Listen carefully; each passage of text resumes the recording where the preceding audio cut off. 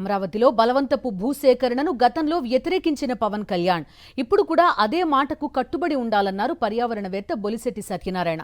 అధికారం ఉంది కదా అని ఇష్టానుసారంగా చేస్తే కుదరదని హెచ్చరించారు. ప్రజలకు పవన్ సమాధానం చెప్పాలని తెలిపారు.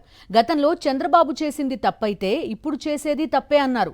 రైతుల నుంచి బలవంతంగా భూసేకరణ చేసేది ఎవరి ప్రయోజనాల కోసమో చెప్పాలని ప్రశ్నించారు.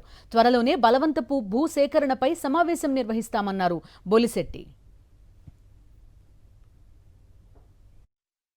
బలవంతం భూసేకరణ కరెక్ట్ కాదని చెప్పి పవన్ కళ్యాణ్ గారు కూడా చంద్రబాబు నాయుడు గారు చెప్పడం జరిగింది. ఆయన తర్వాత కూడా చెప్పడం జరిగింది.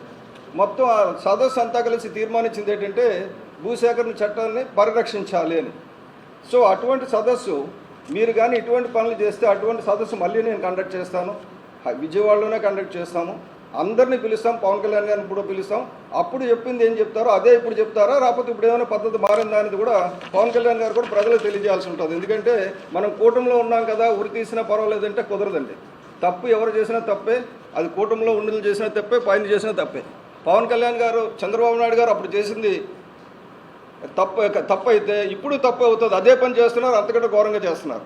కాబట్టి మనం ఉన్నది చట్టపరంగా వ్యవహారం చేయడానికి, అంతేగాని ఇష్టం వచ్చినట్టు చేయడానికి కాదు. రాజధానిలో మా లెక్క ప్రకారంగా 45 లక్షలే ఉంది. ప్రభుత్వ లెక్క ప్రకారంగా మీకు ₹1 ఇచ్చి భూమి తీసుకుంటామంటే మాత్రం ఎట్టి పరిస్థితుల్లో చంద్రబాబు నాయుడు గారు కాదు కదా, మొత్తం రాష్ట్రం అంతా వచ్చి నిలబడిన సరే దానికి వ్యతిరేకంగా పోరాడతాం.